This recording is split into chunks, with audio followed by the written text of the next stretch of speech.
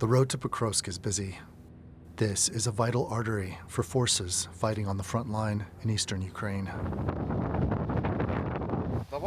We meet the captain of the Ground Robotics Systems Unit, a team of Ukrainian soldiers responsible for ensuring infantry on the front lines get the water, food, medical supplies, ammunition, and weapons they need to keep fighting. They use this vehicle, equipped with a camera and a remote control, to travel the last stretch of the dangerous journey. Over the past month, we have delivered several tons of provisions of supplies with this vehicle, so the guys on the front line need this. We have also transported 3 seriously wounded people back from the front line with this vehicle.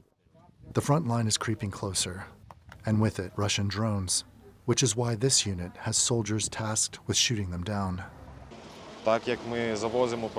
There were operations to blow up bridges. These vehicles were used to transport 3 anti-tank mines and blow them up so that we could prevent the Russians from advancing.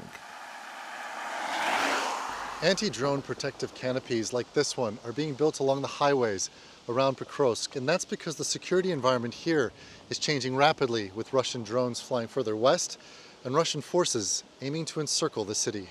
Russian forces are arrayed on the front lines in Kherson, Zaporizhzhia, and in the northern border regions of Sumy and Kharkiv.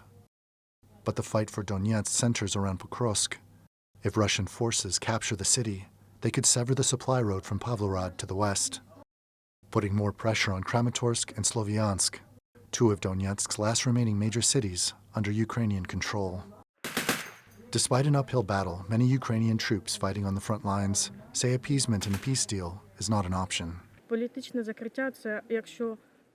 A political decision means Russia will tell us to give away half of our land to end the war. No! Temporary ceasefire? Freezing the war? What for? To accumulate forces? God forbid there is an accumulation of forces by Russia. It will mean the war lasts longer. Russian President Vladimir Putin has put forth a proposal which would involve Ukraine ceding a vast amount of its territory. Ukraine's president says he believes the offer from Moscow to be a ploy. Putin is definitely not preparing for a ceasefire or an end to the war. Putin is determined only to present a meeting with America as his personal victory and then continue acting exactly as before. The situation for the civilians still living in Pokrovsk is dire. People are forced to live in their basements because of constant shelling. Some surviving on rainwater and whatever food they can find.